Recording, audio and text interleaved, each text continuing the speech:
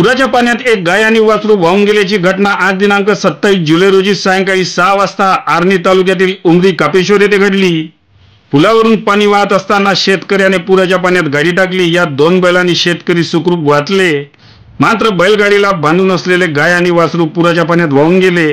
पुराच्या पाण्यात शेतकऱ्याने बैलगाडी टाकण्याचं धाडस केलं, मात्र यामध्ये बैलगाडी वाहून गेली।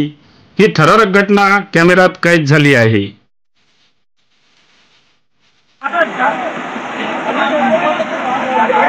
गेली गाडी अरे रे रे